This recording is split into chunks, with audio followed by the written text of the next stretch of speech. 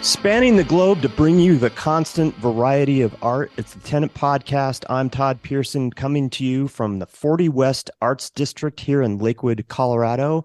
And joining me from his studio in Rapid City, South Dakota, co-host extraordinaire. You know him as quite possibly the most interesting man in the world, Wes Brown. Hey, Todd, how you doing, my friend? Oh, my God, we're knee deep into month of photography. I feel like, you know, you're just right here with me in the studio because I've seen your face so much the last few days and doing interviews that. Are you sick of it yet? No, not Good. at all. Good. I did take some heat at home last night. Did you? Because we spent much time together, and I haven't been home much. I think we were together from 11 to 5. Yeah, a little before 11 to 5. Yeah, so 6 we were hours. on Zoom. 6 That's hours. Right. That's a long time, man. That's like our record, I think, on Zoom. It might be. Did you take any heat at home? No, I think she was like ready for me to come up and eat though. Yeah. So, but she didn't give me a whole lot of grief, but you know, and I think my dad forgot I was even here. It's like you no longer existed, right? Right. Oh, I thought you were gone. No, I'm here, Dad. Well, it's good to see you once again. It is. It's always great to see you, my friend. Before we get started, again, I want to remind you that you can always find out what we're up to via our social media on Instagram at Tenant Podcast, our Tenant Podcast Facebook page, and of course, our website, tenantpodcast.com. And one other reminder, I have one more artist talk that I'm doing for Month of Photography for my exhibit, Return of the Corn Mothers, currently on display at History, Colorado. That happens this Saturday, March 18th on the 4th floor of the museum from 11 a.m. to 12 p.m. It's free and open to the public, but we are asking that you RSVP via the Chicano Humanities and Arts Council website, and that's chacgallery.org, C-H-A-C gallery.org, or just show up. You know, they're not going to turn you away at the door. Just tell them at the front desk that you're there for the talk, and they'll direct you where you need to go. Man, I wish I could be there, but my toes will be in the sand in Southern California. Oh, man. Manhattan Beach. Maybe we should trade places. You could go do the talk and I could go That might stick be fun. my tootsies in the sand. That's right. Anyway, right. I'm looking forward to tonight. We're talking to a woman with $1 million smile. Can't wait. That's right. You're right on the money there. In keeping it with our theme of photography this month, our guest this week is the Executive Director and Curator of the Colorado Photographic Arts Center. You can check out all that this wonderful organization has to offer at cpacphoto.org, or you can follow them on Instagram at cpacphoto. Welcome to the program, Samantha Johnston. Samantha, how are you? I'm good. Thank you both for having me on tonight. Yeah, I really appreciate you agreeing to talk with us and kind of on short notice. So that was very kind of you because I know that you are deep into it this month with Month of Photography. Yes, we have so many events, over 140 events, 70 plus venues participating in the festival this year. So we are definitely back. I feel like we saw a lull in programming in 2021, but we are back at it in 2023 with all sorts of stuff, which is so fantastic. So with this whole Month of Photography thing, do you have to divide and conquer? I mean, you literally cannot get out to all those different openings, exhibitions, and events. How do you choose what you're going to go and see? So I try, like a little bit of a crazy person. I'd start like building out, some nights CPAC has an event. And so I automatically kind of can't get to something else. Or, first Friday, I think had at least 10 plus openings all over the metro area, 40 West, Santa Fe, Boulder. And I was like, okay, this logistically is not going to happen. So I picked a few, but then this past few days, I was saying as we got on the call, Friday, I went to Red Rocks Community College to see the teen show and then an exhibit put on by Tia. And then went over to 40 West and got to see the hub for the first time. I hadn't had a chance to get over there. So that was really fantastic.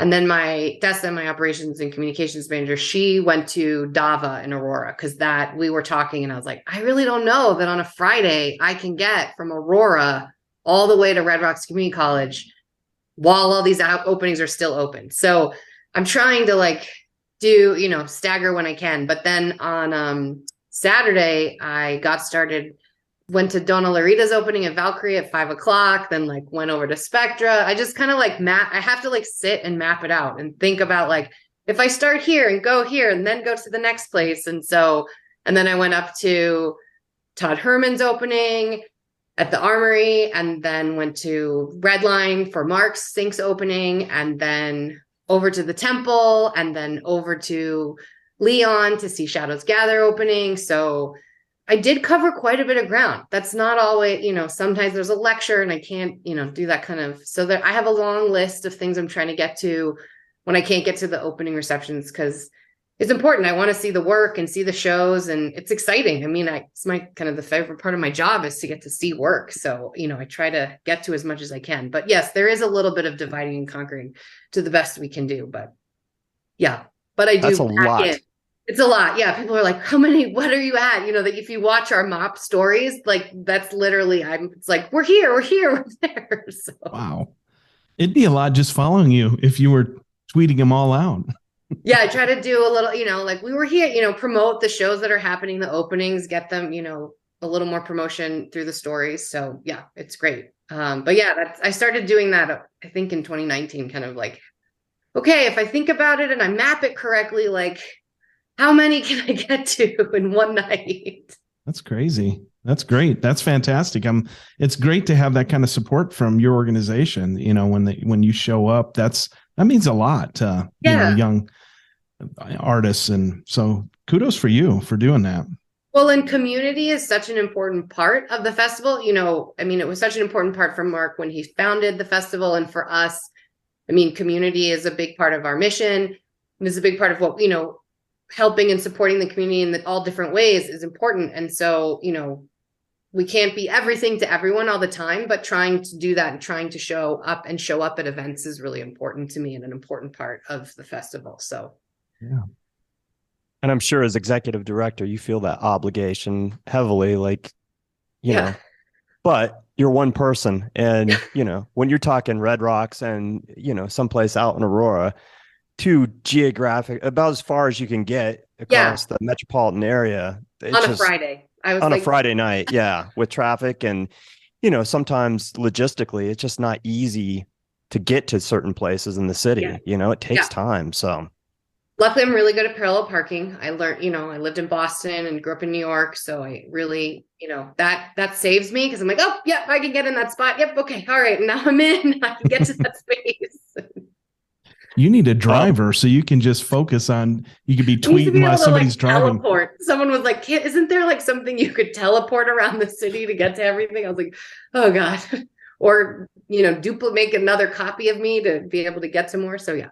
There you go. I like that idea, Wes. Like maybe a car service, right? Yeah. Yeah. Big limo. Just pick you up when you're ready to go and boom, off to the next event. And then everybody be like, oh my God, it's a Samantha. Just here. Pictures. You think you can put that in the budget for next year, car service for the next month? I don't know. Yeah, it's just me and my Subaru like zipping around with a box of printed guides in my trunk, like, handing out, like walking into spaces with like a pile of printed guides to get like reload everyone. So that's funny. Oh, how long have you been executive director of the Colorado Photographic Arts Center? So I took over in September of 2015. So 7.5 years. It'll be 8 years in this fall. So I've seen some moves, some different spaces, lots of growth, a global pandemic. So yeah. A little bit of everything. A little bit of everything. So how is your organization funded? I want to get that right out. Just because it just popped in my head. How is it funded? Yeah. So we have program, a membership program, a paid membership program, and continuing education. And so those classes are revenue streams. But then the gallery is free and open to the public. And so then a huge portion of the rest of our funding is through individual giving, fundraisers, and then grant funding. So SCFD, Bonfi Stanton Foundation, Colorado Creative Industries are some of our, bigger funders, and then other family foundations. The last two festivals, we received funding from the National Endowment for the Arts. So NEA funding for the festival, which is great. So, it's continued to grow. And then other funding has come through, as we've raised funds for the building project as well. So you're a 501c3 or? That's correct. Yeah. No, that's great because, I used to work I still do, I guess. I have a nonprofit of my own, but so it's nice to see that you have multiple income streams, because sometimes, some organizations rely heavy either on, membership dues or, sponsorships or corporate, national endowments and stuff like that. And then when the money dries up, then they're like scrambling, where if you have multiple streams of income like you do, it makes you a little bit more nimble. So that's smart. So it was like having that diversified revenue stream was something that was important, thinking about when we have our fundraisers, when, and thinking as you thinking about cash flow, when are things coming in, so we, kind of are keeping things flowing throughout the year and not like, oh God, we're running out, or this granted, because it's hard, when there's some, with any grant, you don't know for sure. Are we going to get it? How much are we going to get? Is it going to increase? Are they going to stay the same? Some, we sign a 3-year agreement and then we know for 3 years what we're getting, but that doesn't always happen. So it's kind of a gamble, which is kind of scary when you're thinking about, staff and payroll and supporting people, so having those other revenue streams does help as well. And we continue to look at how those can grow. So, and do you have a large board or relatively? We have 12 people on the board right now. Okay. And do they volunteer at all or not all, but some of your events and all that? Yeah, we have a really great volunteer program. So, we have tons of volunteers who help us at the events, and really the board, I love when they're at, which many of them come to events.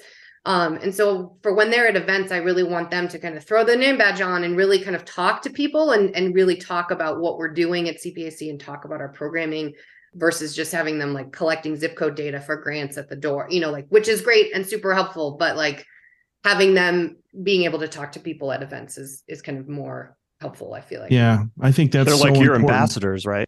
Exactly. To get out there and get the information out and talk with people. Yeah. Yeah, because I've seen boards that are basically governance boards, and it's just like you have this big event and then none of the board members show up because they show up every quarter or whatever, and and then I've seen other boards that were like, you will show up, it's part of your duty, you will fundraise, all that. So that's all great. It's just, I was just curious because I come from the nonprofit world. So no, absolutely. And we, it's great to see that engagement. And I love, and that's part of our, we are kind of a working board. And so that is part of it. We want board members to be there. For me, early on, it was like having people have name badges, so someone can be like, oh, they're on the board, they could answer a question I have, or, making sure volunteers, to empower people to be able to answer questions like, oh, you can tell me something about what's going on, and if they can't, they're like, I can find someone else who can tell you more. So right. No, that's fantastic. Good for you. So now, did you have nonprofit experience prior to coming to CPAC? Not a ton. I had worked with organizations like Society for Photographic Education and had done other kind of volunteering work, but not running an organization. I spent 12 years in the classroom teaching middle school and high school art and photography. So that wasn't like a direct nonprofit correlation. However, I feel like you wear so many hats as an educator that I was like, this kind of is a direct correlation for, managing budgets, managing departments, managing students, never knowing kind of what you're going to get on any given day. So a lot of that happens in my current job. I wear a lot of hats. I deal with a lot of different things. And so I do think that even though it was teaching, that experience of being in the classroom and having to kind of work with small budgets and be really nimble, be really creative with what I had or the spaces I had, made me good to be in a leadership role and to be, having a photography background, understanding how a darkroom works. I can make the chemicals for our darkroom renter. It's not necessarily the best thing for me to be doing all the time, but I can do it. Like it's not, I know how to run the printer heads and clean the printers and, so. So a little bit of everything. A little bit of everything. Now, coming from this background of being an educator to jumping into this role as executive director, was there much of a steep learning curve for you? Oh, yeah, totally. I mean, there was things, I think any job has a learning curve.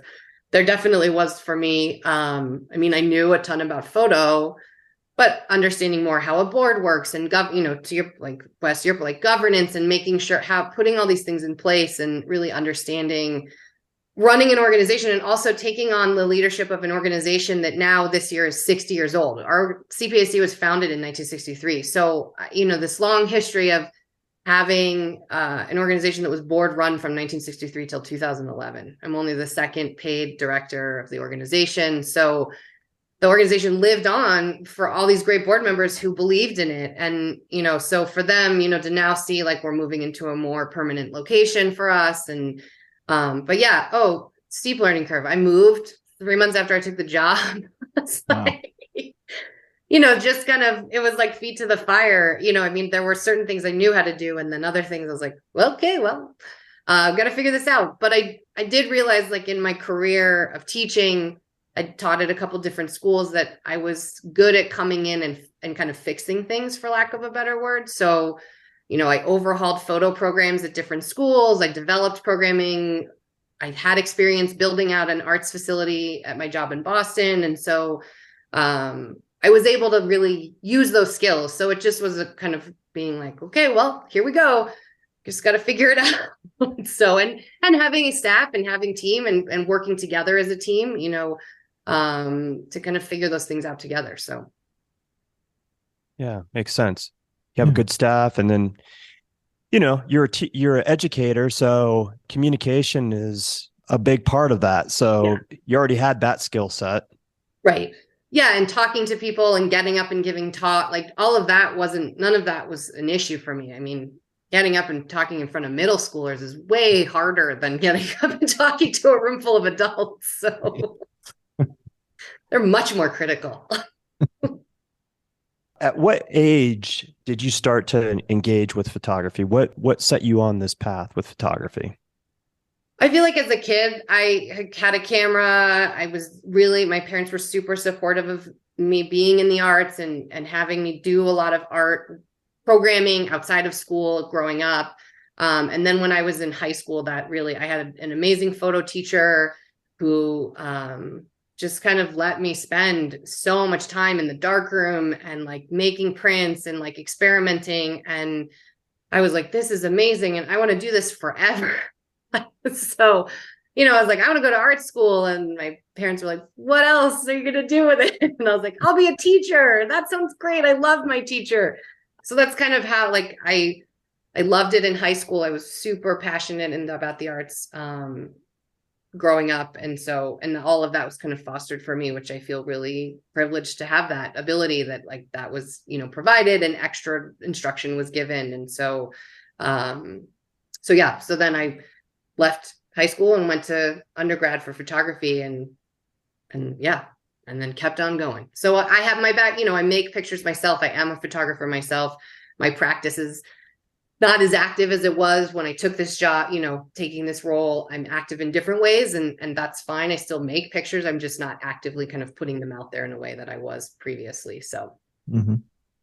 So you went to Alfred University? I did. School? Yeah. So talk about that, because I'm not familiar with that school. So it's in a tiny town with one stoplight in Western New York. It's an hour south of Rochester. And it was just I'd looked at RET and I'd looked at a lot of schools in bigger cities. And I was like, well, I don't know. And, I talked to my parents. They were like, maybe think about like a school, that has more of a campus that you can, where you can really learn a lot of different things. And so I went to school at Alfred and I studied photography. But what I loved about Alfred is that they're really well known for their ceramics program, but their art program in general is really fantastic. And so I did a foundation year and I didn't touch photography my whole freshman year, and then got back, then was able to cycle back in my sophomore year. But it was able to also do like printmaking and glass blowing and graphic design. And so it helped me to be a better educator, because I could teach a lot of different kind of level ones of anything. but it also just taught me a lot more about art and thinking wider than just photography and being able to experiment more. And I also minored in art history and art education. So I stayed on an extra semester and did like a student teaching program and got my license to teach K-12. So I had that kind of out of the gate when I left school, which was really great because then I kind of jumped right into teaching. So. Oh, wow. Okay. Your bio said you did your MFA at Lesley University. Yeah. So talk about that experience of getting an MFA and going to a different school. Yeah. So I moved to Boston kind of right out of undergrad in 2003. I got a job kind of taking over someone was out on maternity leave. So I took their kind of long-term sub role, and then she didn't come back. And then I stayed on the school. So I taught for a few years. I kept thinking about an MFA, and I had applied to some schools, didn't get in. I kind of was like, oh, maybe I'm just not ready yet. And so I started kind of working more towards that. And in 2007, I started my graduate program at Lesley, and I did their low residency MFA program.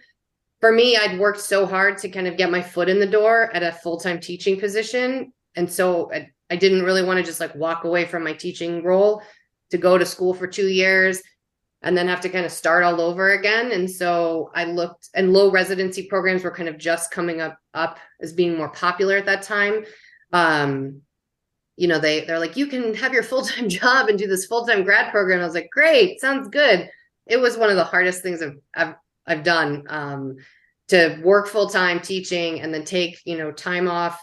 I had these 10-day residencies in January and June. So in June I was done teaching, but in January I had to take like 5 days off work, do this residency, come right back to teaching, plan to be out for, but then still working on my practice. But for me, I kind of always knew I was going to have some sort of other job, and I wanted to figure out the ways to like make my art practice work for me while I still had a full-time role. So it really pushed me to think about how I was making work, how I was balancing that with a full-time job. So. Yeah, that's a lot. You like to take big roles where you're really, really busy, but so was it focused on photography or was it something else?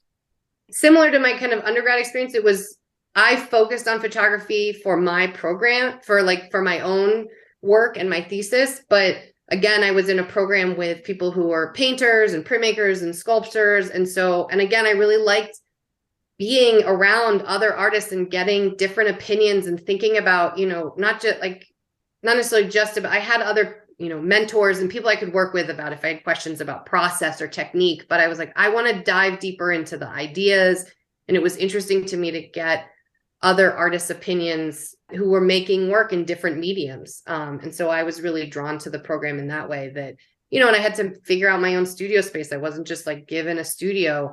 That's always the challenge for me with like a traditional 2-year MFA. You go, you get all the studio space. It's really amazing. But then you get out of school and it's not there, and you've got to figure out how to make it. And they don't necessarily teach all of that to you in schools, even still, so you're left kind of like, okay, well, I just had all these amazing facilities, but now I don't have them. So now what do I do? Right. Now, where do I go to make the work? If I don't have a dark room in my house, or if I don't have a digital printer in my house. So. Yeah, I would think it would be really cool to have that, like you said, have that influence from different artists that do different genre of art or whatever, and then how that influences your photography. That's got to be a great experience instead of going to just like, a photography school where everybody's doing photography. Yeah. I would imagine it informs it differently. Yeah, it definitely did. And there were photographers in my program with me, and other photographers I could definitely we worked together and talk through things, but it just was nice to have different varying opinions about the work. So yeah. Oh, that's so cool. Yeah. Congrats. Much more well-rounded, right? Yeah. That's how I felt about it. I just learned different things, I think an MFA program or any master's program is kind of going to school, it's whatever you put in and what you're willing to get out of it. And, there's that kind of balance that you have to figure out. So. Yeah, that's cool. So you still have a role as an educator, even though you're executive director. Do you miss teaching full-time middle school and high school students? I don't. I mean, I do and I don't. It was really it was a really hard choice for me to leave the classroom.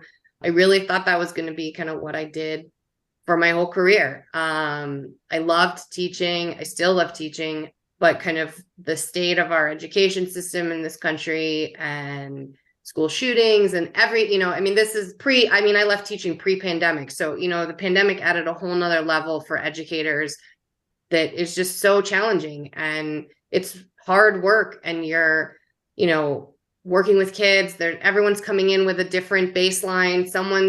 Everyone's bringing something different from maybe home or emotional. And so I just really felt like I was being a good teacher, but just like, I just feel like I can't even give enough. And I feel like there's more I need to be giving. And I don't feel like I have enough to give, like just emotionally for the kids who need it, like who are having a hard time, or they know someone who just killed themselves, or, and they're coming in and out of the gate first thing in the morning, they're having like a terrible start to the day. And I'm like, this is awful. Like, this sucks. And like, how can I help you? Or how can I get you like excited about something else? And so I miss it, but I don't all at the same time, if that makes sense.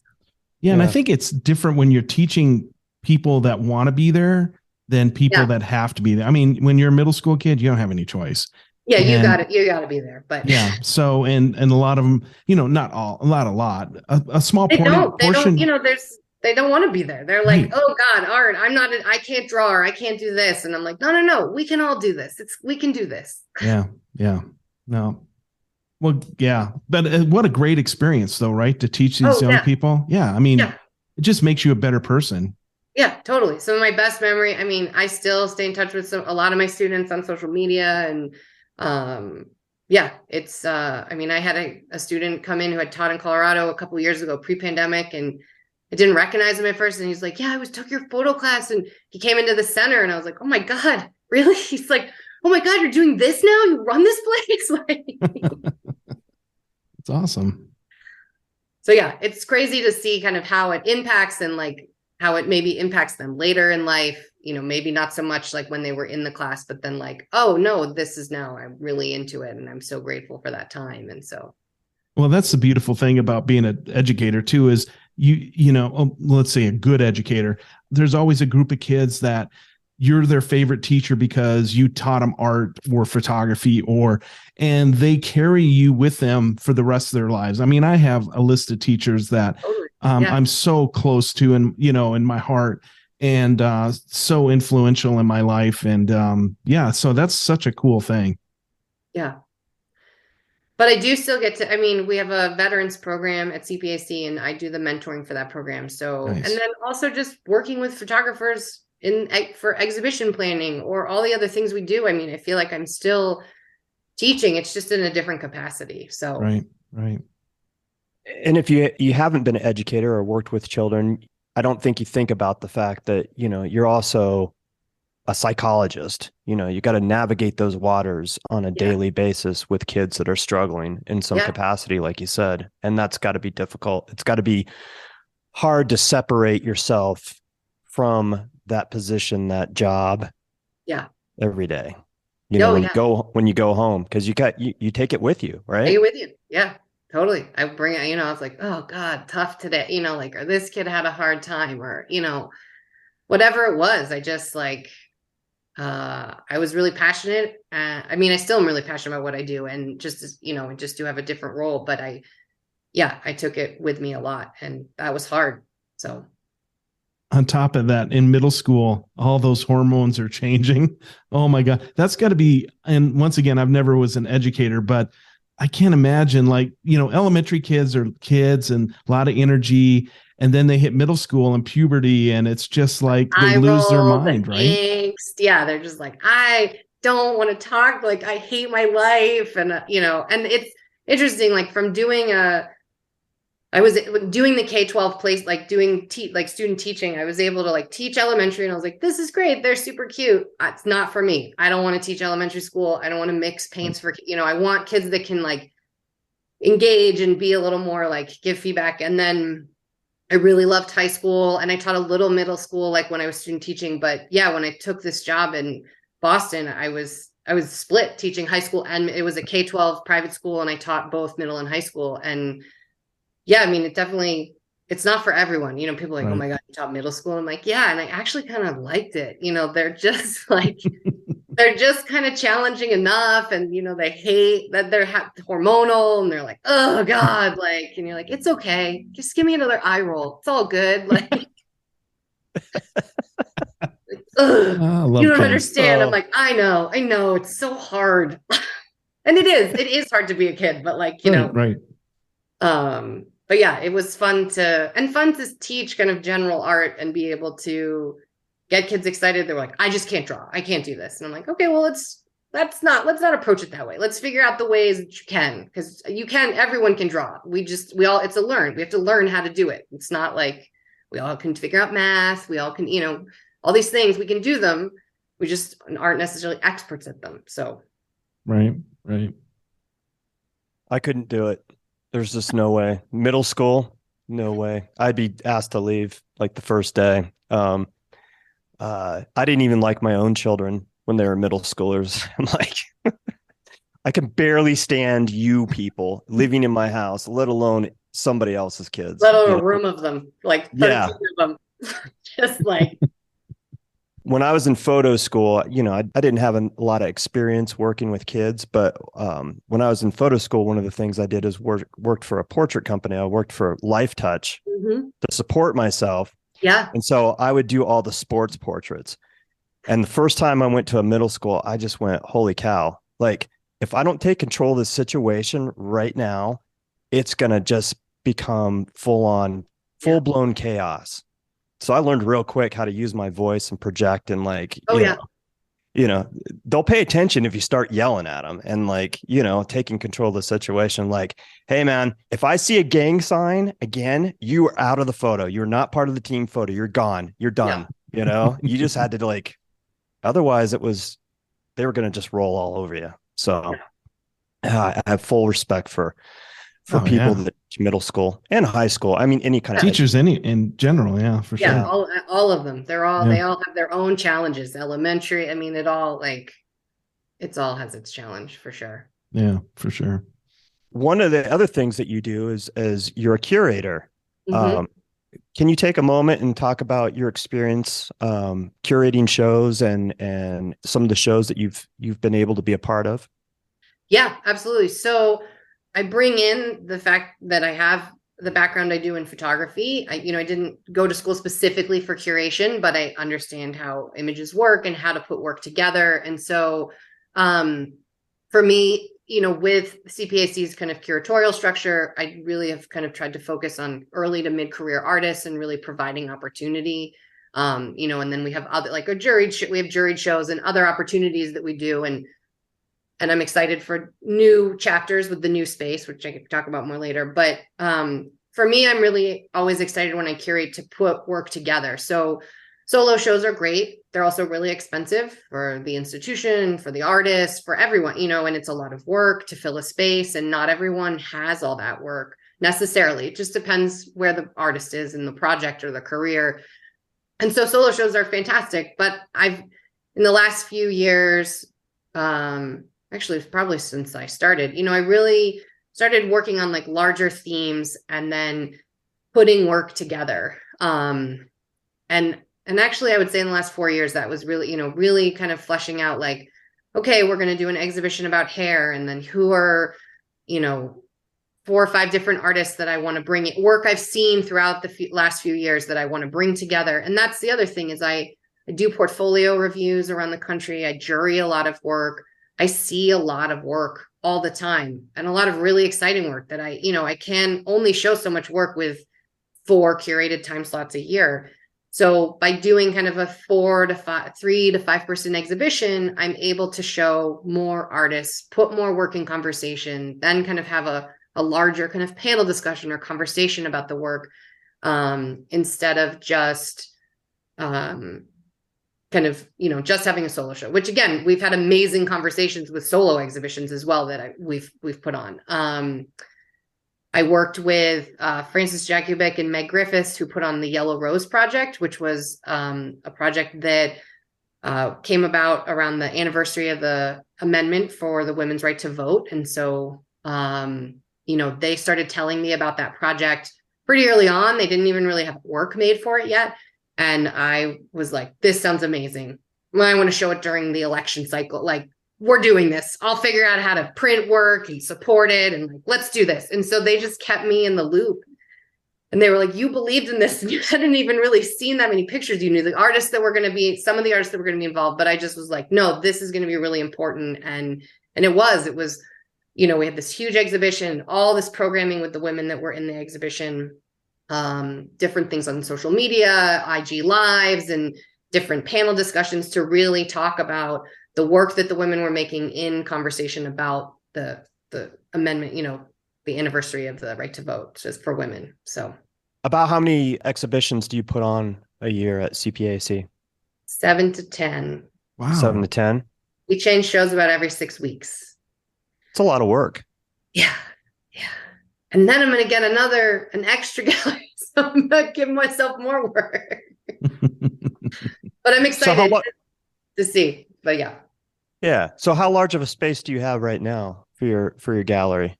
So the whole space we have right now is 2,500 square feet total. And I would say the gallery space is just under 1,500 square feet. So, so in that space, the way the space is designed, we can really, a 4-person show, like each artist can have kind of 5 to 6 pieces, really have like a nice body of work of their project in the exhibition. And then, it's not just like, it's not as like with a juried show where like they may only have 1 or 2 images, where you're not getting as much of the like breadth of the body of work. So. Nice. That's really cool. Yeah. Talk about the mission of CPAC. Yeah. So our mission is to kind of foster the understanding and appreciation of photography in all forms and concepts through exhibitions, education, and community outreach. And so, for me, when I started, we really were doing exhibitions. The education component was there. We were doing work with the community, but for me, like a community outreach program didn't quite exist. And so that's kind of where we developed the veterans program, our veterans workshop series that we run. And that started in 2017. So kind of a year and a half after I started. Cause I was like, I feel like we're doing these things, but how, and really kind of talking with the community and figuring out, we developed also early, like not long after I started, our Photographic program, which is our free programming for members, and it's $10 for non-members, but it's the second Wednesday of the month. And that was primarily in person pre-pandemic. Now it's a mix of online and in person. But that kind of came out of the community, like trying to talk to everyone, like, what are you looking for? Well, we want critiques, or we want panels, and I was like, okay, well, how can we make this consistent and just a mix of those things instead of like every month we have a critique and every month we have a speaker, like it just at some point it was kind of thinking about like capacity. We have a small staff, small but mighty, but an amazing staff, but we're small. And so how do we pull all this programming off with that? And so that's where kind of Photographic came from, and the veterans program. So. How many people are on your staff? Myself, a full-time operations and communications manager, Dessa, a part-time education manager, Megan, and a contract marketing communications director, another Megan. When I started, it was 2 part-time positions. I wasn't even full-time. And Megan, my marketing communications director, has been working with CPAC since I started. So she and I have been working together for 7.5 years. So small, we are small team, mighty. But it's thinking about what we can do, how we can work better, how we can use our database and other systems through our, to kind of send reminders and automate certain things, because like we just can't do everything. How can we use things like Later and schedule social media programming, because it's a lot. And then also just kind of checking in weekly and figuring out like, hey, what's the priorities? What do we need to focus on? What might have to fall back that no one necessarily knows about? It's all our internal deadlines, but like, oh, we're going to push that newsletter. Oh, we're going to, because there's just a lot too much, for this size of staff we have. So I'm going to back up just a little bit if we could. Well, so how did you land on the veterans program as a community outreach piece? That's a, as a veteran myself, I'm really, that kind of sparked my interest. Yeah, absolutely. So we were doing a lot of research and kind of looking at the landscape of what kind of other nonprofits in town were doing in terms of outreach programs. We had been a fiscal sponsor for a group called Picture Me Here that had done photography work with refugees, and that was really great, but that was their program. We were just the fiscal agent for that. And so I was like, we really need our program. There are a huge veterans population in Colorado because we have bases here. There's just the stat is, I want to say it's like 100,000. I can't remember. I have to look it back up, but there's a huge amount of veterans here. And so I started consulting. We talked to Kurt Bean, who used to run Art of War, and we talked to VFW, and I talked to kind of other veterans who were running veteran programming. And it was like, where do you feel like the need is? And we looked at some other, like the Josephine Herrick Project, that's in New York, that works with veterans. And we're like, okay, well, there seems to be a big community of veterans. This seems like a community that could use our help. Going to school for photography is expensive, but people want to get into it, but maybe that's not what they want to spend their GI money on, or, they want to do something that's going to give them more financial support, and I get that. So how do we build a program that kind of helps support veterans as a healing? We don't have a specific, like a trained art therapist, but art is therapy, art is a healing tool. And so how can we create a program that supports that? And so, I had multiple meetings with Kurt, and his advice was, this sounds great to do this photo program, but don't do it once. Please, if you're going to do this program, keep doing it, and please support this community of veterans, and don't just come in and do a thing and feel good about yourself and then kind of walk away. And I really took that to heart, and I was like, okay, I hear it loud and clear. We're going to make a program. I don't know how we're going to fund it yet. I'm not quite sure what it's even going to look like. I remember talking to someone at Denver Arts and Venues, and we'd received a grant, and I was like, to be honest, I don't know I may not even work, but we're going to try really hard. And so I signed on to be the mentor because I just didn't know what else. Frank Varney is our lead instructor. Patty Halleck has since taken on doing kind of the artist statement component. And then Paul Weinrock helps us with a marketing component of the workshop. So veterans apply. It's just basically like, why do you want to be in the program? And we look at their availability to see like if it'll make sense for them to be in the program, just from like, can they devote that kind of time?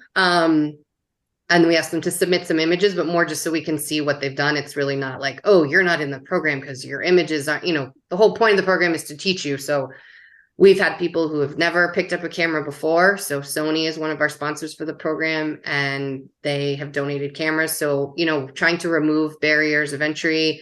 We have printing donated. Hanemule donates paper. Reed Art and Imaging, before they closed, was doing all the printing for us. So over the course of 5 months, anywhere from 5 to 12 veterans learn how to create a personal photographic project. And then they have an exhibition at the end. And then we have an alumni component to the program. So we have a private Facebook group and alumni meetups. And so once they finish the program, we're still kind of there, for whatever level they want. If they need help with an artist statement, or I need help with pricing, or I just want to show my work and I really just like making pictures. There's not like this is what success looks like for us. It's really about like, we just want veterans to have a place to make art, to learn about making it, to feel confident in talking about their work. So yeah. And the size varies just because sometimes people start the program and then life happens, or they're dealing with something and they just have to leave, and we often say, if you want to come back, you're welcome to come back. But, sometimes people just can't make it through the program. So. Sure. No, that's awesome. So, and kudos for keeping it going, because I've seen a lot, nonprofits do this all the time. They get some money, they do a program, and then the money ends, and then the nonprofit goes away, or they're off to another one, so yeah, kudos. And and that's something this finding of like, oh, well, I got this grant money, so I'm going to do this thing. And that's fine to a point. But like, if you really want to do work with a community, the community has to trust you. And, right. That was our biggest, here I was going around being like, we're going to do this program for veterans. And they're like, great. You're not a veteran. Like, why should we give a crap? Like, what you want to, how you want to help us. And so, it's our veterans who have gone through the program who tell other veterans, like, they're our best advocates. They're like, oh my God, I learned so much, or I got so much out of it. They're the advocates for the program. And then so continuing to support that is an important piece of it. So, and that took, we had a good start, but like taking time to get, and that's hard. It's hard as a nonprofit to find places that want to continue to fund an established program and that's something from a capacity point as a leader, I'm trying to always look at, like, okay, we have these things in this program, but how do we not just keep taking to the next shiny thing? I want us to make sure that we are really thinking about what we are programming and how we're supporting a community or a community of a certain, our veterans. We don't want to just be like, oh, we did it. Yay. I feel good. Bye-bye. Like, no, that's right. No, that's good. Yeah. You started with the veterans in mind instead of the organization. So way to go. That's awesome. Thanks. Yeah. And you're doing it with intention, the intention that you're going to continue this on, because, like you already verbalized it, a lot of these programs disappear and veterans get the short end of the stick and they get burned, right? Yeah. And then they don't want to believe or trust and I don't blame them, because they're like, oh, I did this thing, but then like it disappeared, or I got, it wasn't, the support didn't stay there for me. So now these folks that have gone through the program, do you have them, you already talked about, different social media groups and meetups and that sort of thing, but do you have some of them come back and help mentor the people that are going through it? They don't mentor per se. We're still kind of working on how that works, because I feel like that's a lift and hard for everyone. But we start every class with like an orientation, for lack of a better, to kind of get them, this is what we're going to do. This is how the schedule works. This is when the classes meet. The expectation is you're going to attend this many workshops. We understand that life happens. We just ask you to communicate with us. Like, if something's going on, we obviously will work with you, but like, we need you to make a commitment because it's a free program.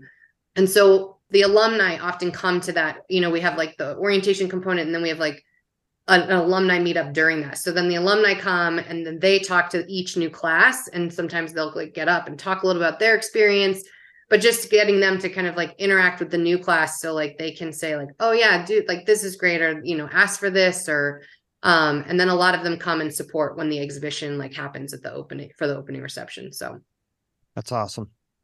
Talk about some of the other things that CPAC facilitates, and some of the other educational opportunities that are available to folks out there, and the membership aspect of it. Yeah. So for classes, we, some people write us and they're like, oh, you're a school. I'm like, we're not really a school. I mean, we have education programming. So it's trying to explain how we do all these different things. We have a dark room that people can rent. We have a digital lab space people can rent.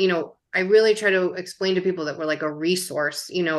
We have all these things that people can come use, kind of tying it back to like thinking about, you go to school, you have these great facilities, you leave school, you don't have them. So us becoming like a resource for places. If someone doesn't have a printer, doesn't have a dark room, and they want to do that work still, they can come to us. And we have adult kind of continuing education, which, it can be, and our education programming is really wide. It can be, I want to learn how to use my digital SLR, or I want to take better pictures, to I'm an established photographer and I want to do more portfolio development and really think more about the body of work that I'm working on. So we're really like, or I want to learn about Lightroom or Photoshop, or how to better edit my photos. So the range is pretty wide, and we can do that because we have a lot of fantastic contract instructors who work for us. And so Megan, my education manager, is kind of overseeing taking in proposals and putting all this content together on our website. And then in the summer, we offer kind of week-long teen workshops, which I think for me as a former educator is really important to provide a space in the summer. We're the photo center in Denver. There's not a lot of places to take photo workshops as a teenager, and a lot of schools have gotten rid of their dark rooms. So like we offer things like that. So those are things we do with our education programming. And then the PhotoVox program also is kind of like an educational tool. It's panel discussions, it's learning, it's critique, it's, people coming to share their work because they're like, I need feedback and I don't have a studio full of people to ask for feedback. And then membership ties into that, in that like we give discounts on all the, for classes and spaces, and the Photobox programming is free for members. And you can apply to our members show. You can apply 3 images to the member show if you're a member. So trying to think about all the different benefits that you can get, because, sometimes memberships are based like, oh, you're a member at the Denver Art Museum or at the Museum of Contemporary Art, and so that gives you like free admission. Well, we already have free admission. So like trying to find other aspects of our membership that kind of support our community. So your facilities are open not only to members, but in these workshops, but also to the general public as a whole. There's just different tiers as far as what it costs to participate and be involved.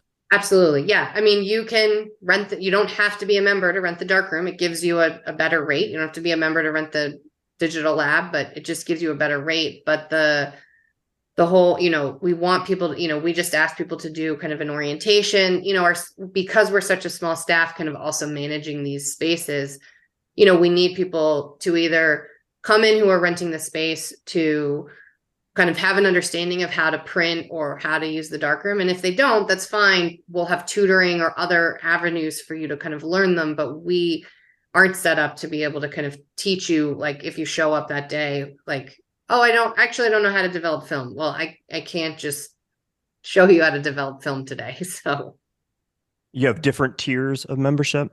We do. It starts at $40 for the year. And then so for our kind of 2, I would say like starter, so our $40 a year membership is for students, teachers, people that are out of state, military, veteran, senior. So that one's $40 a year or $96 for 3 years. And then our individual membership is $50 for the year or $120 for 3 years. And then it kind of jumps to $150 and then kind of goes up from there. And then that gets you other, like a member print or a critique with me, or we do a printed calendar each year. And so, our higher tier members get that. So there's other things that come with the higher tier membership. So that's a heck of a deal. Yeah. Are there a lot of other entities around the country that offer similar things as CPAC? Yes, there are. There are other photo centers like Houston Photo Center in Houston, Photo Center Northwest, which is in Seattle, ICP in New York, International Center for Photography, which is much larger. But, there's different iterations, but definitely a mix throughout the country, which is great. But, if you're not near one of those, they're kind of spread out. There's one in Carmel. So yeah, they're kind of a little bit all over the place. So, and what, to be able to have that access and that ability close by when you've left a school program, I think is really important. Tenet wants to acknowledge our media sponsor, New Magazine. That's NUE. You can follow both the national and the Denver edition of New Magazine on Instagram. The national edition can be found at new_magazine and the Denver edition at new_Denver_magazine. And I want to share with you something very exciting. Check out the newly launched New Denver Gallery Guide. Look for the signage that says New Denver Gallery Guide that has a QR code. Scan it with your phone, and you have instant access to a comprehensive digital guide to Denver's finest galleries and exhibitions. Find this QR code in your favorite gallery, hotel, or coffee shop as you visit and explore Denver. Thanks for listening. I'm Samantha Johnston, and you're listening to the Tenet Podcast. Backing up a little bit, CPAC has been around for 60 years. This is the 60th anniversary. Can you talk a little bit about the history, like how it came into being and some of the pivotal things that have taken place during the course of its 60 years as an institution? Yeah, absolutely. So we were founded in 1963 because at that time the Denver Art Museum didn't show photography as a fine art. So people like Hal Gould, who ran Camera Obscura, Jim Milmo, Glenn Thrush, Eugene Lang, to name a few of the kind of 12 who founded the organization in 1963. So they came together because they said, we want to bring great photography, show both locally, but also nationally and internationally, bringing work to Denver. And then kind of not right after they founded the organization, they also started collecting gifts. We have a permanent collection on site. We have over 800 prints in our permanent collection. So our exhibition that's up right now for Month of Photography is 45 pieces from our permanent collection. So that was started with gifts from Philippe Halsman and Ansel Adams. And then, again, as I said earlier, we were board run from 1963 till 2011. So we had space, we didn't have space, we moved back and forth through our history, still showing kind of really still standing to our mission of, fostering and that importance of exhibitions and education. We were at 13th and Bannock next to Hal's gallery, Hal basically kind of moved on, like they had some disagreements, I think. And then, they moved, he started Camera Obscura. So we were next to Camera Obscura, back in the 70s, but then something happened with that. Again, it's hard to keep a space when you don't have a paid staff that's fundraising and raising the funds and dealing with all that. So, so then we kind of kept bouncing around. And then we merged in 2011, 2012 with working with artists, another group in town that was doing a lot with photo education.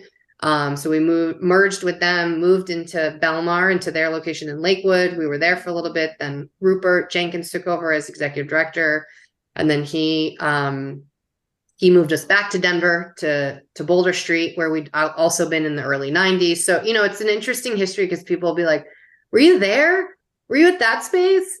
Were you on that street? I'm like, yeah. I mean, all before me, but yes. And then I was at Boulder Street, and I was at Ironton, and then now at Bannock. So when we move to 1200 Lincoln, it'll be my fourth location. So, but all through all these years, all these, the collection kept being built, support of the community, showing work both locally and nationally. That has always kind of been something that's been really important to the organization. So yeah. And then I had a handful of moves, and then for us a bit, and then Mark Sink and I spoke kind of extensively about when he might feel comfortable kind of passing off Month of Photography to us, but only when he was comfortable with that.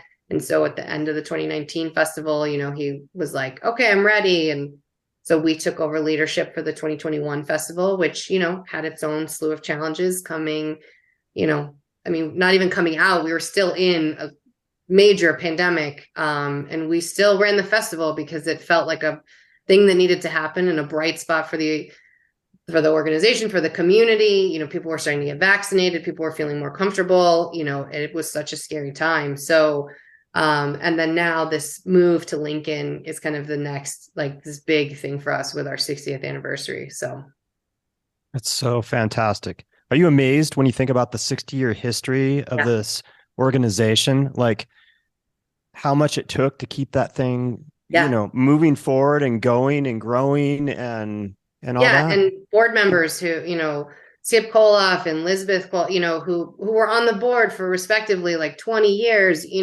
devoting time, like, because they cared so much about the medium and the art. And so, we wouldn't have survived if it weren't for all these board members who cared, Len Kierden, Dick Nosbich, who, people who cared about photography and wanted to see it grow and develop in this region specifically. So yes, when people say to me, oh, did you start it? I'm like, no, I did not. Photography has always been kind of the redheaded stepchild of the art world. Do you think that's changed at all, or is changing? I do think it's changed. I think it's continuing to change. I mean, I think it's changing on a lot of different, ways.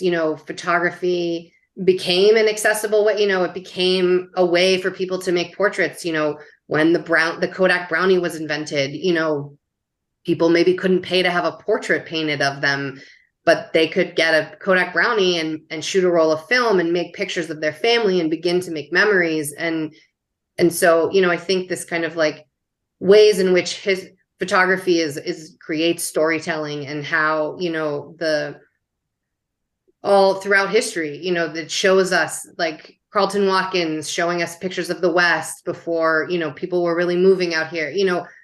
Photography has shown us these different parts, war photography, photojournalism. I mean, think of all the things that have gone on in the last 3 years, especially, last 3 to 5 years, social media, photography, video, how we're accessing imagery, how we're consuming imagery at just such a high rate that most people have a phone that has a camera on it. So, we all are photographers at some level. And so I think, there's that too. And there's a way that people can connect with it because it is such a accessible medium. It's more democratic. You can pick up a phone, you can pick up a camera, you can learn, I would say, a little faster than you can to paint or sculpt something out of marble. There is something to be said for that, how accessible it is as an artistic form. And so, yeah, I think it's changing on a lot of different levels of how we look and consume. I mean, I think about how much I look at social media and consume and look at imagery and jury, and, it's amazing. Do you think photography's gotten better?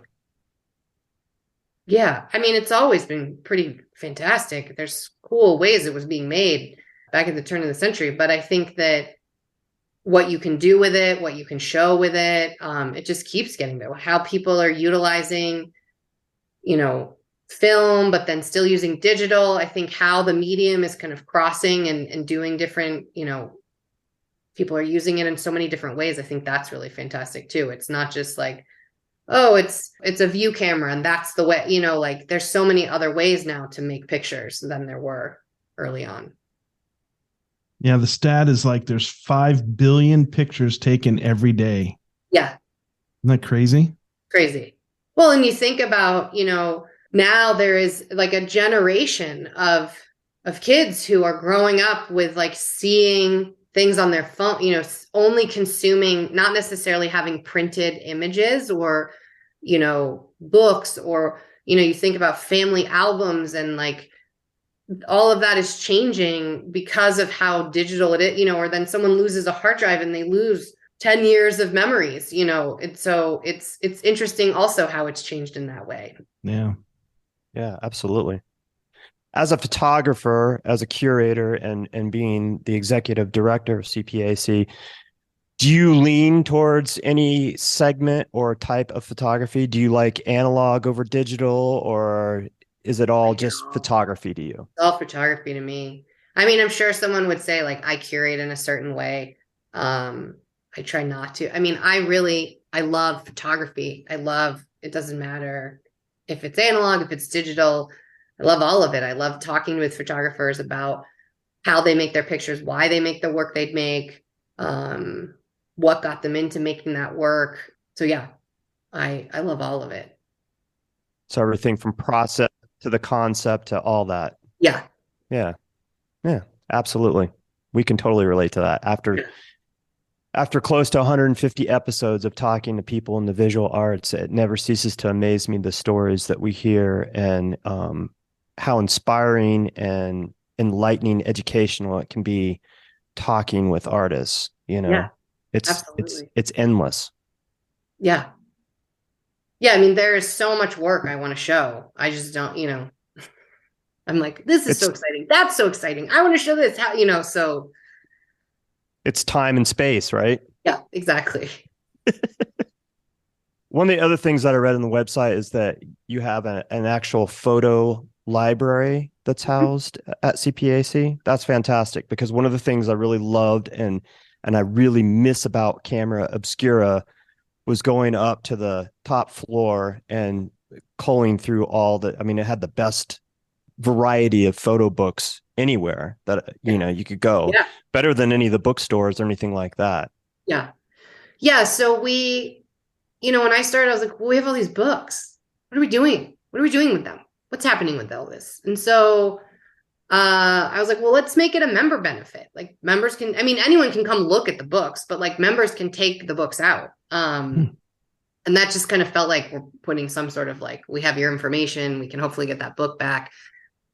But what I'm really excited about when we move to the new space is, at our current location, we're 2,500 square feet total. The new space is almost 4,000 square feet. So it is a built to suit location, which was what was so exciting for me when we entered into this whole project. Was this is kind of finally getting us all the things that we've talked about as a staff and an organization, like how we can grow and kind of be more of an anchor in the city and kind of all these things we have can actually have a space. So currently, we have all these things in our current space, but they're kind of like tucked into the area, like there's the reception desk, and then there's the library right behind the reception desk, and then there's a computer station. And so it's just like all kind of crammed in and not the most conducive to like participating in. And so in the new location, we will have dedicated storage for the collection. We will have a wall of bookshelves where all the books will be housed, and an area where someone could sit and actually take a book out and not be like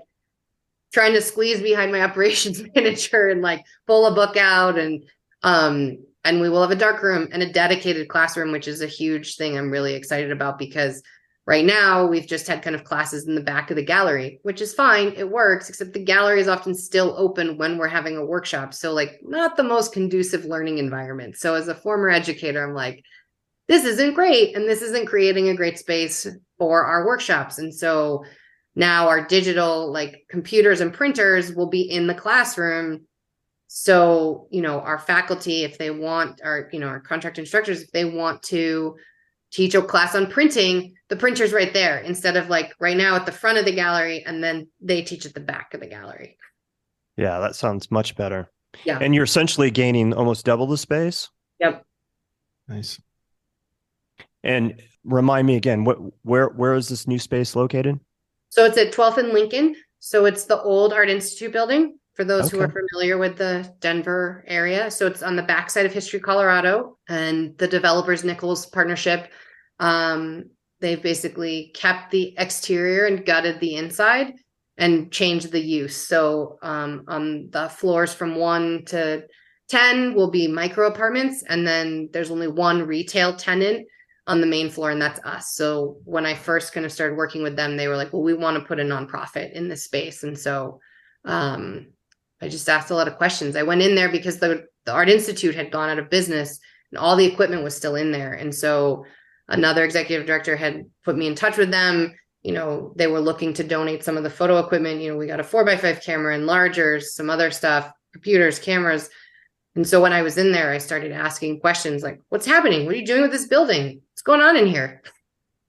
And they're like, well, we want to put a nonprofit in. And I was like, do you have a nonprofit? And they're like, well, not yet. And I was like, what's the timeline? What's going on here? Tell me more. Little pit bull.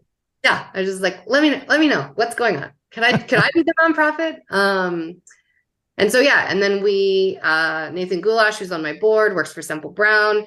And so his firm did all the architectural work and design for our space specifically. Nichols used a different architect for the rest of the building. Nathan had been a supporter of the organization previously, so he really understood. I was like, I really want to use every square foot. I want everything as purposely built as possible, like storage space and the ability to have two we're going to have one huge gallery, but the ability to split it, and the walls will kind of come out on a track. So not having to deal with movable walls, but just like hangable walls that will kind of tuck in and pull out so that we can have two concurrent exhibitions happening. So Kind of like what they have over at the MCA in that one part of the gallery, I think. Don't they have movable walls that?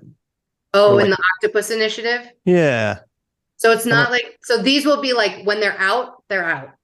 And when they're in, they're in. There's no ability to like the Octopus Initiative, you can like pull those in and out and there's artwork stored on them. These, we're not going to keep it's either going to be the gallery's fully open for like a solo show, or we're splitting it and having two exhibitions. Okay. And then the walls will kind of stay like almost locked in place from like a safety thing. So. Gotcha. Well, that's very exciting. Yeah. And it's amazing to me that there was equipment left over from the Art Institute that you were able to secure. Yeah, well, literally, unfortunately for those students, the school went completely out of business. So like on Wednesday, they were in class, and on Thursday, the doors were locked and everything was locked in the building. That was just a crazy story. I'm an Art Institute alumni. So, and Frank Varney was the head of the department and one of my instructors when I was there. And we weren't at that building. We were at the old building. Yeah, that's incredibly exciting. Frank's super excited. I bet. Frank teaches for us, so he's like, yeah, we're going back to that space, and it's going to be. He'll be back in his old digs. Well, that's fantastic. I'm super excited to come check out this new space when you move in. We are super excited. Every time I go on site, I'm just like, oh my God, this is so amazing. This is so exciting for this organization. So you mentioned the whole thing with portfolio reviews. Talk a little bit about that, like how that works and the benefits of that. Yeah, so portfolio reviews happen. They're really kind of specific to photography, and they happen at spaces all over the country. Like Photo Fest does them in Houston, Filter in Chicago, Medium in San Diego, Center in Santa Fe, Palm Springs Photo Festival. I'm leaving a handful off, I know, but that's a few. And Photo Nola, New Orleans, they all vary in like 2 days to 4 days to 3 days. And so as a photographer, you pay to sign up. Ideally, the reviewers are put out ahead of the sign up, so you can kind of see like, oh yeah, that review has people I want to be meeting with. And then we host a portfolio review, 2 days of portfolio reviews as part of Month of Photography. So we took that over in 2015 as an organization. And I actually did those reviews as a photographer. So for me, it's always fun because I've had that experience of sitting on both sides of the table as a photographer and now as a curator. And so, so for ours specifically, we bring in half local, Eric Paddock from the Denver Art Museum, galleries, Walker Fine Art, Leon. And then we bring in a mix of curators and book publishers and museum and independent curators from all over the country. And people can sign up for what we offered this time was 6, 8, or 12 reviews. So they kind of decide like, this is the investment I want to make, and this is how many people I want to meet with. And then we also offer a component for students of heavily discounted rate for students. And so you go and you have these 20-minute meetings with museum curators, whoever you kind of wanted to put your work in front of. And a lot of it is about relationship building. I can pinpoint work that I've seen at reviews, but it's maybe taken me 2 to 3 years to show it because I didn't necessarily have a space right away, but I'm really excited about the work. But I really like it too, because it's an opportunity for the photographer to put their work in front of that person. And that's what they're there to do. It is hard to walk into a space. It's really not that accessible to kind of, and also because that person, that curator, that director is also running a space and trying to do their job. And so, you can't just kind of walk in and be like, hey, I'm here and I want to show you my work. Unannounced. I don't know many professions where that kind of, it's like someone doesn't walk into a law firm and say like, hey, I need your help. This now, look at my work. Help me with this legal issue. So the reviews for me are great because like, that's like, I'm there when I'm doing them. I'm there to look at work. That's what I'm doing. I'm not doing other things. I'm not checking my email. I'm there to look at the work and give feedback or make recommendations. And it's a really amazing thing for photographers because I feel like sculpture, painting, it's not easy to kind of like pack your work up and like put it on a plane and bring it with you. And so, the photographic medium of having prints is a really great way to be able to kind of put your work in a box and bring it and open it and show it to all these different people. So even though we live in this digital world, the physical portfolio still carries weight and means something. Yeah, absolutely. We still show physical prints on the wall. So I want to see, if you can't make good prints, that's fine. But are you finding someone else who can make good prints for you? Or are you working with a printer? I want to know that like, if I'm working with you, we're going to have really great work on the wall beyond, the digital image is, looking at it on a screen is one thing. The choices you make on how to print it, the paper you're putting it on, your framing choices, or you're not framing if you're hanging it with magnets or some other hanging mechanism, those are all important choices of how you're presenting your work beyond just on Instagram or Facebook or on your website. So as somebody that has done a ton of these portfolio reviews, can you give us some tips for the aspiring photographer or even the veteran photographer as far as presentation and things that they should be taking into consideration as far as how they present work? Yeah, absolutely. We say, we did a lot of kind of workshops and photo boxes around getting people prepared for our reviews that are coming up actually this Friday and Saturday. And, it's thinking about like the body of work that you have. Do you have more than one? That's fine. I would say 15 to 20 images is usually what I recommend to show like per body of work, because 20 minutes is pretty quick. We talk with artists, with photographers about how to, prepare kind of their elevator pitch, how to talk about their work, to really do their research and homework. Like if you're meeting with me, like what are you hoping for? I mean, I know most people want to show, but what else? What else can you do? Like, are there other ways you're thinking about how we could have collaborative programming on top of the exhibition? I'm a nonprofit, so I'm thinking about also I need to write grants, and I need to think about dynamically how we're doing programming. It's not just the exhibition. Sometimes it's a panel. Sometimes it's bringing other speakers in with the artists and having a larger conversation. So are those things, or are you just looking for feedback and you're not sure kind of where to go with your presentation method, or you have questions about editioning your work.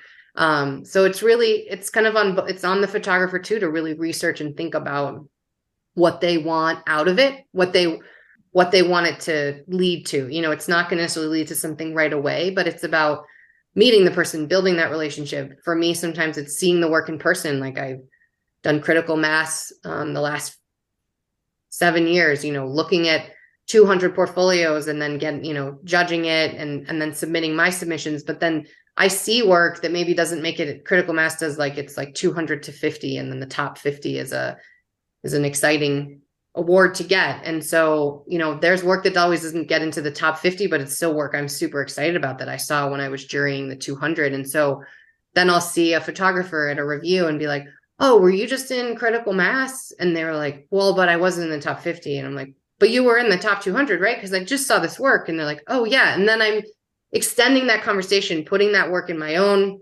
brain to remember it, to think about it for an exhibition, to talk to them more, to actually see the prints after I'd just seen it just digitally. So, being able to speak about the work, what you're looking for, questions you have for that particular reviewer. I mean, the worst that you can do is sit down and be like, who are you? It's one thing if you got a review with that person, you weren't prepared to meet with them, but to be like, where are you from? And I'm like, in the title, my organization. But yeah, I mean, I think it's just kind of talking and feeling comfortable about the work and getting it out there. But it's a great way to, as a photographer, to be able to get your work in front. If you're looking for a book publishing deal, to be able to talk to book publishers and get their take right there, what they think about your work. So, and as we've evolved with the whole digital thing and technology, magazines have gone by the wayside and the publishing industry has really taken a hit. Are photo books still a thing? Oh God, yes. Still worth trying to produce a photo book? Do they make money? I don't know that they always make money. But I think that also depends on who you work with, who you publish with, how the setup is. And I think, when artists are thinking about publishing a book, well, I always kind of ask, why do you want it in a book? Why do you want it in a book versus an exhibition? And or are you ready to really get the work out there and organize having, exhibitions with book signings to really move the book along? What is the model of the publisher? How are you do you have to fundraise for it? All of that is different. It varies by publisher. So, I think as a photographer, it's important to kind of look at different models that exist and figure out kind of, if that's the route you want to go, what works for you or who you might want to work with. But I mean, I still think there's really amazing things going on with, National Geographic and, work that's being put out by still being produced and published in a publication. So there's still stuff out there, but it has taken a huge hit. Absolutely.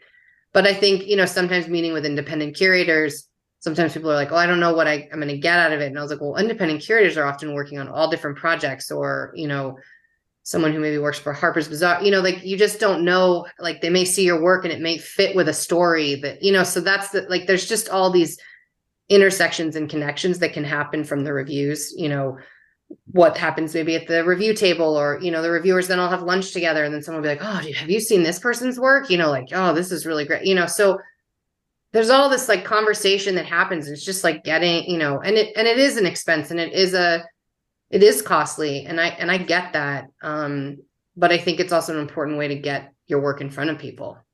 I still love that physical thing of a book. Yeah. I have a ton of photo books. I'm disappointed when I go into, a bookstore, especially a major bookstore, and you slowly have seen the photography section shrink and shrink and shrink, and it doesn't have the variety and diversity that it used to, which is why I loved Camera Obscura. I was in Ohio, in Columbus, in this, I can't remember the bookstore, but it's like multi-floored with all these different rooms. And it was the largest photography section of any bookstore I've been in probably since Camera Obscura. Like, you just don't see it these days. Yeah.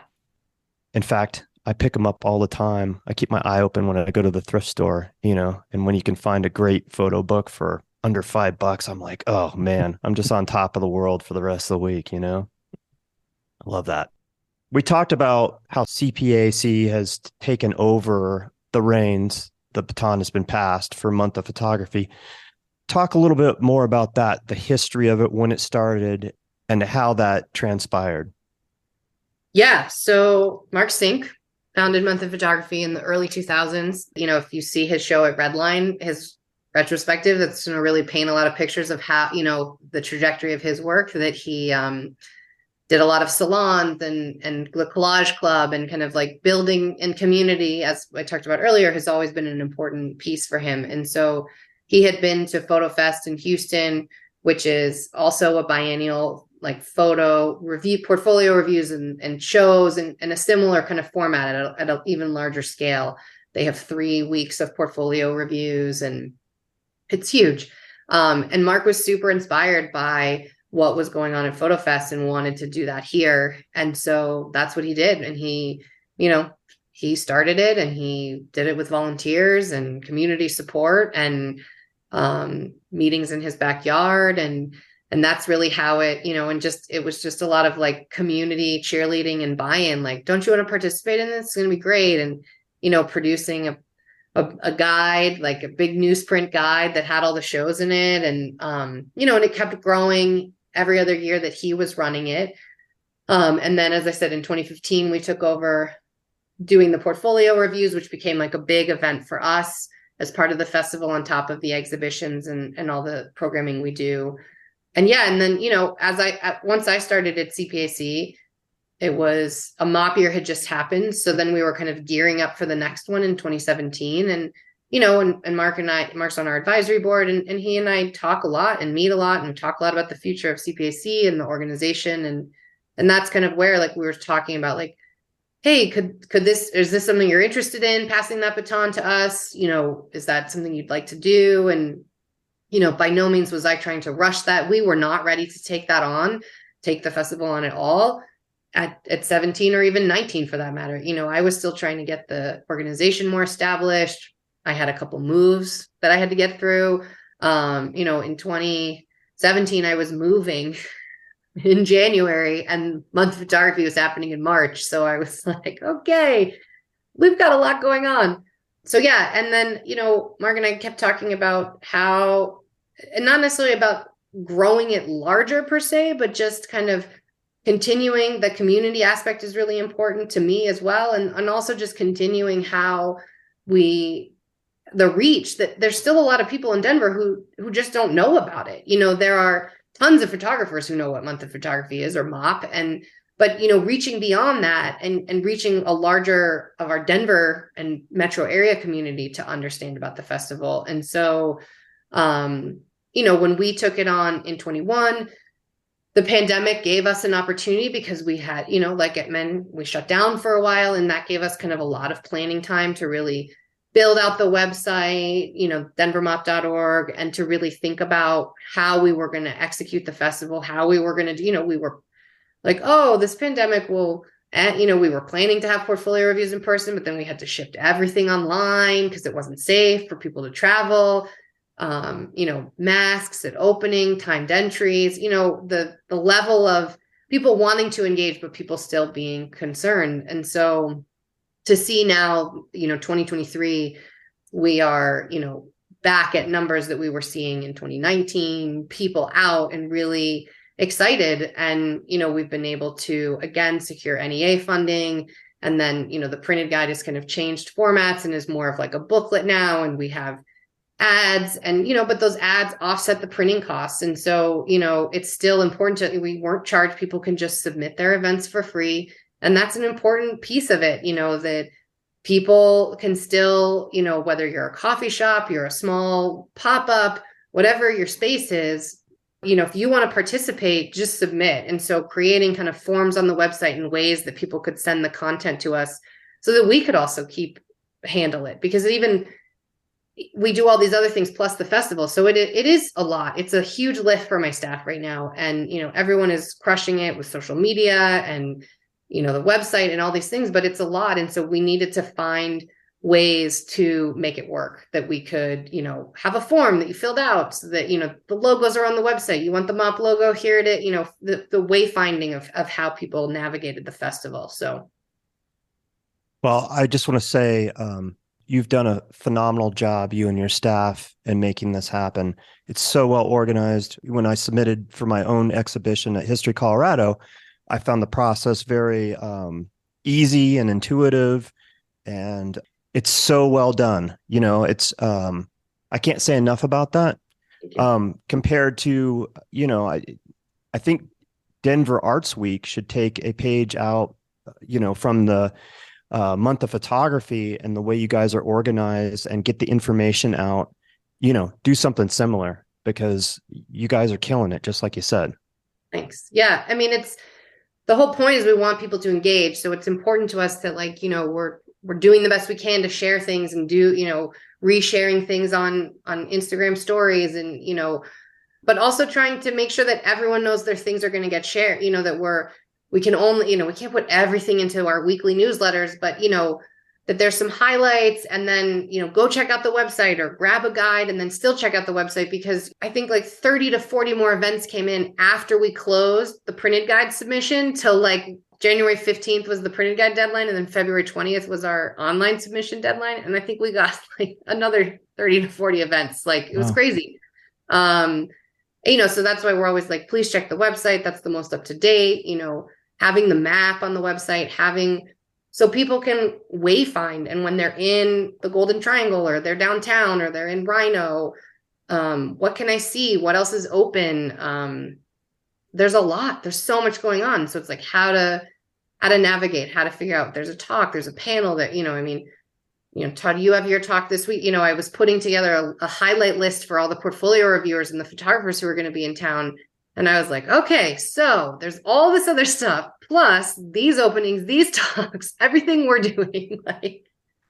So yeah, it's great. It's exciting, and that's why I think also having it biannually is really great. I think the city it's really great to see our arts community support the festival, that so many spaces want to participate and, they get that promotion.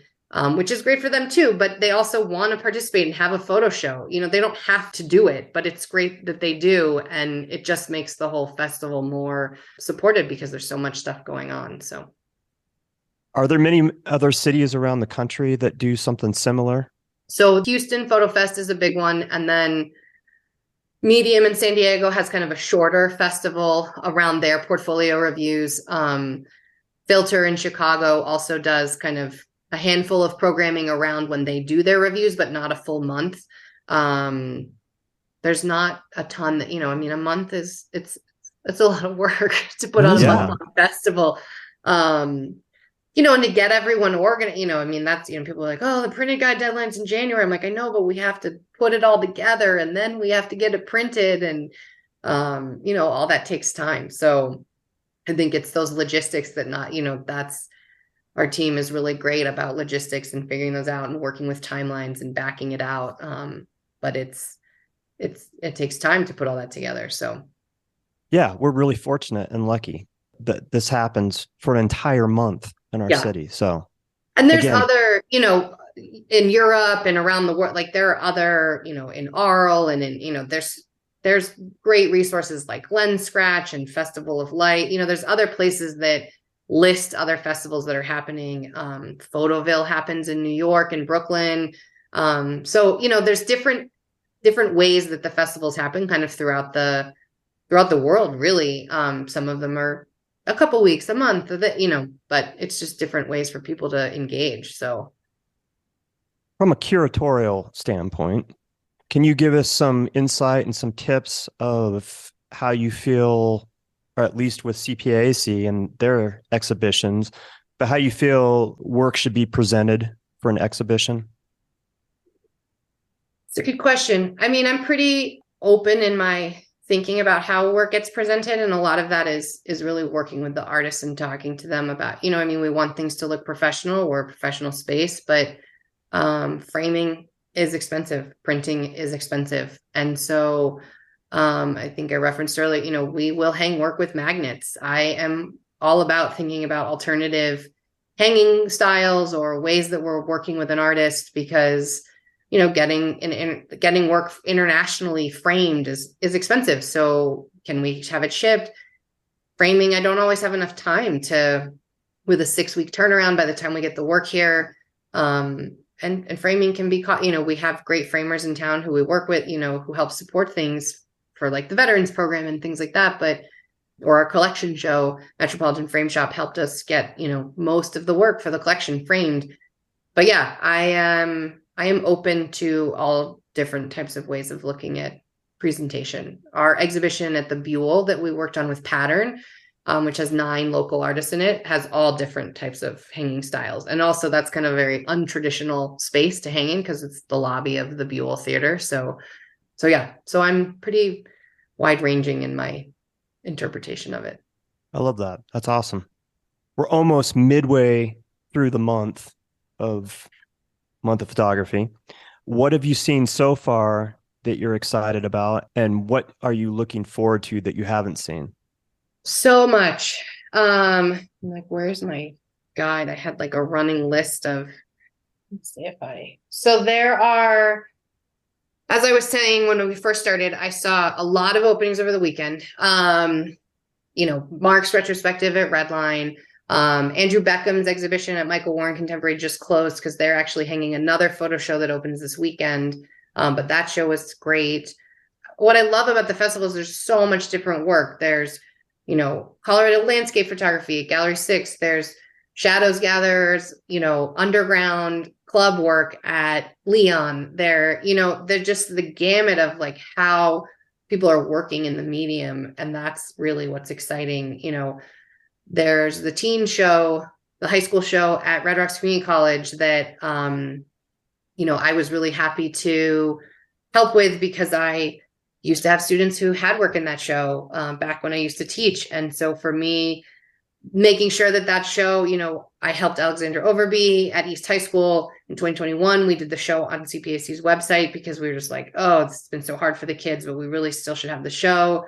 And so it's just great. It's great to like go to that opening, see kids that are super excited to see their work up. And then also just downstairs from that show is Some Assembly Required, that Tiana Graves curated, which is another great exhibition. So, it's, and then like 40, again, you go to these places, like go to 40 West and like the hub has like handful of galleries right there. It's just, and that's what's exciting too, is to be able to, go to Santa Fe and Access Gallery, Gallery 6, Michael Warren Contemporary, Rule has an opening. They have a great show that's going to open. Art Gym has a show up. I'm even thinking about shows I haven't even gotten to yet because I missed the opening because we had other programming. So we did, again, another month of programming with Denver Theater District. So we're projecting on the Clock Tower downtown. So Night Lights Denver is super exciting. I mean, that's just fun to see pictures projected huge on a clock tower. So yeah, those are a quick list. There's so much more. There's more talks, there's more seminars, there's a lot of different work to see. And it really just depends kind of what kind of photography you're interested in looking at. There's our show of our collection work too, which I'm really proud of. So yeah, I'm gonna have to get down there and check that out. Yeah, it's amazing how many different galleries. I mean, I didn't even know it was this big. It's absolutely huge. Yeah, it's big. It's great to see spaces, come together and I loved that. Like Michael Warren Contemporary was like, oh yeah, we're going to have 2 MOP shows. And I was like, you guys that's awesome. Good for you guys. That's not what we're doing, but, kudos to you. There's Center for Fine Art Photography up in Fort Collins, they have a great show at the Gregor Alcar, and then another show they curated at the Artworks Loveland that I'm looking to get up to in the next kind of week or so. I haven't had a chance to get up there. So, it spreads. There's a show in Pueblo. There's, and that's what's so great is that like there's this reach to it now, work in Boulder and Bimoka and East Window. So I could go on listing. It's crazy. Absolutely crazy. Well, fantastic job. And Thank also we need to acknowledge Mark Sink once again for having this vision and starting this whole thing and continuing it for as long as he did. Absolutely. Before he passed the baton to CPAC. So shout out and to Mark Sink. And he's still involved, founder, we are happy to have him, it was his vision and, his hard work and dedication to the medium too, that, kept it alive. So so it's great. And we're happy to kind of like continue to see how it can grow and not necessarily get like out of control huge, but just how other spaces, other funding we can get to support it. So, all of those things and just how more people in the city can know about it. That's what's kind of really exciting to me. Because to your point, Wes, you're like, I didn't even realize it was that big. I mean, and that's the thing, there's people like, what's Month of Photography? And that's what I want to want people to know about it. Yeah, that's amazing. And, it's nice to have it grow organically instead of trying to force it, because when you grow something organically where other people just kind of start to build, it's so much easier to handle and manage. Yeah. So absolutely. Yeah, cool. This being the 60th anniversary of CPAC, is there anything special that is happening programming wise or anything else outside of the regular offerings and Month of Photography? Sort of, not.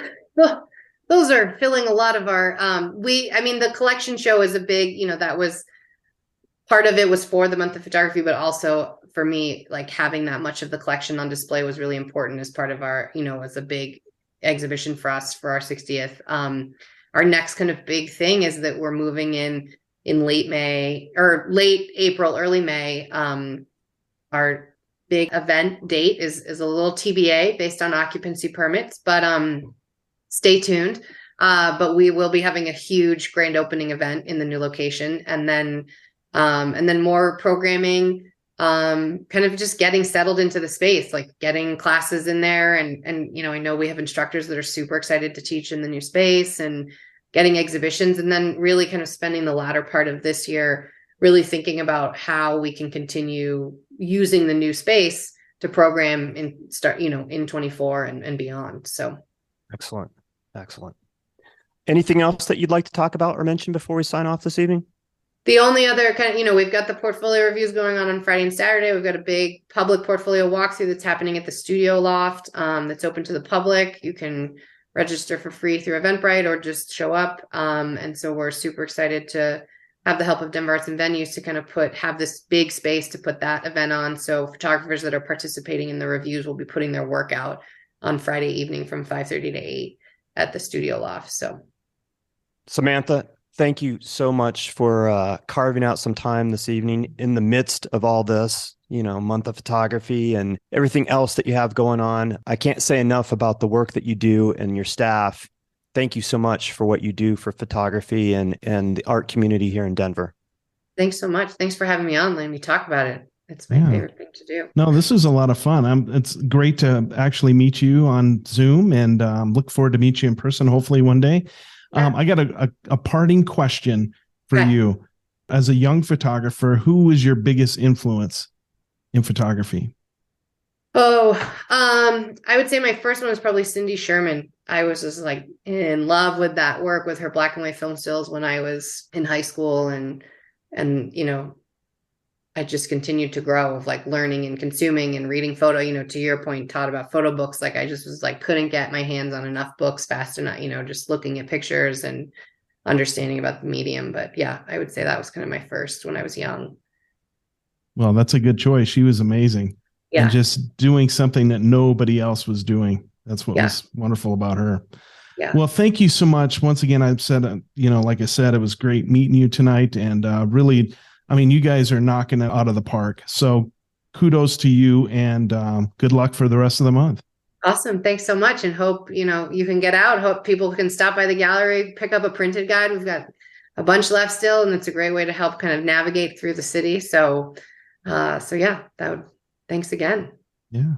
Again, be sure to check out the Colorado Photographic Arts Center website at cpacphoto.org. And you can find out more information about the events and exhibitions surrounding Month of Photography Denver at denvermop.org.